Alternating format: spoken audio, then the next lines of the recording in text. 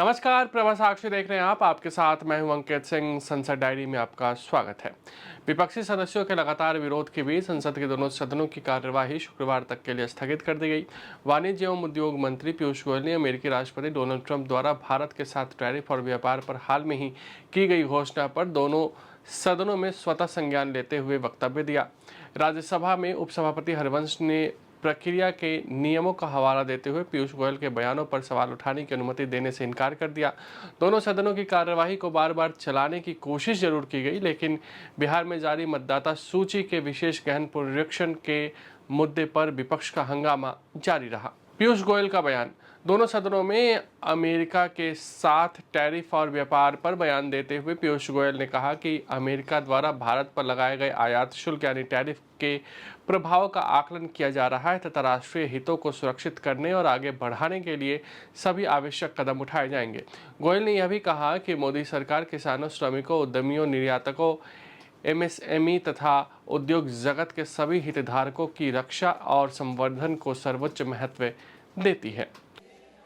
मात्र एक दशक से भी कम समय में भारत फ्रैजाइल 5 अर्थव्यवस्थाओं में से निकलकर दुनिया की सबसे तेजी से बढ़ती प्रमुख अर्थव्यवस्था बन गया है। हम अपने रिफॉर्म्स और अपने किसानों, एमएसएमई और उद्यमियों की कड़ी मेहनत के बल पर 11वीं सबसे बड़ी अर्थव्यवस्था से शीर्ष 5 अर्थव्यवस्थाओं में से एक बन गए हैं।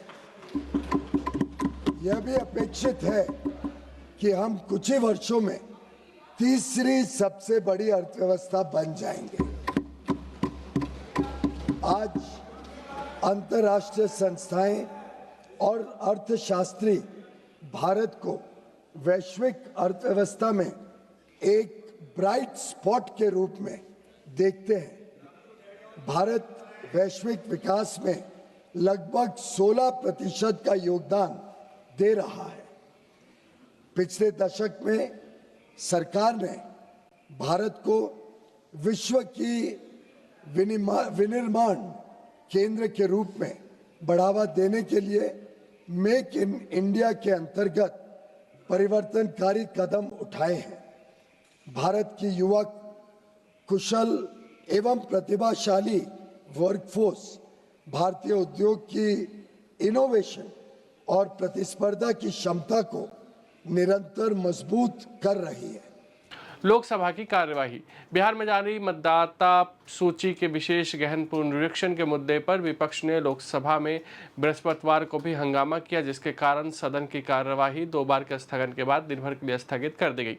लोकसभा में जब पीयूष गोयल का बयान समाप्त हुआ तो अध्यक्ष ओम बिरला ने शून्यकाल की घोषणा की, लेकिन विपक्षी सदस्यों ने हंगामा शुरू कर दिया और आसन के समीप पहुंच गए। बिरला ने हंगामा कर रहे सदस्यों को अपनी सीट पर जाने और शून्यकाल चलने देने का अनुरोध किया। उन्होंने कहा, क्या आप शून्यकाल में अपनी बात नहीं रखना चाहते? यदि मुद्दा उठाना चाहते हैं तो सीट पर जाएं और हंगामा करना चाहते हैं तो सदन के बाहर जाएं या सड़क पर जाकर हंगामा करें। हालांकि अध्यक्ष की बातों का विपक्षी सदस्यों पर कोई असर नहीं हुआ और वे SIR पर चर्चा कराने की मांग को लेकर नारेबाजी करते रहे। बिरला ने हंगामा थमता नहीं देख सदन की कार्यवाही को स्थगित कर दिया। लोकसभा ने भारतीय अंतरिक्ष अनुसंधान संगठन और अमेरिकी अंतरिक्ष एजेंसी नासा के बीच साझेदारी के तहत GSLV रॉकेट के निसार उपग्रह को अंतरिक्ष की कक्षा में स्थापित किए जाने को लेकर बृहस्पतिवार को वैज्ञानिकों की सराहना की। सदन की कार्यवाही आरंभ होने पर लोकसभा अध्यक्ष ओम बिरला ने सदन को इस बात के लिए सूचित किया। राज्यसभा की कार्यवाही। विभिन्न मुद्दों पर विपक्षी सदस्यों के हंगामे के कारण राज्यसभा की बैठक बृहस्पतिवार को 3 बार के स्थगन के बाद दिन भर के लिए स्थगित कर दी गई। राज्यसभा के नेता एवं भाजपा अध्यक्ष JP नड्डा ने बृहस्पतिवार को विपक्ष पर दोहरे मानदंड अपनाने का आरोप लगाते हुए कहा कि ऑपरेशन सिंदूर पर चर्चा और जानकारी की मांग करने वाले विपक्षी दलों के सदस्य बुधवार को इसका अवसर आने पर सदन से ही वॉकआउट कर गए। राज्यसभा के उपसभापति हरिवंश ने बृहस्पतिवार को सदस्यों को शून्यकाल तथा प्रश्नकाल चलने देने का अनुरोध करते हुए कहा कि सत्र की शुरुआत से गतिरोध के कारण करीब 30 घंटे का समय बर्बाद हो चुका है।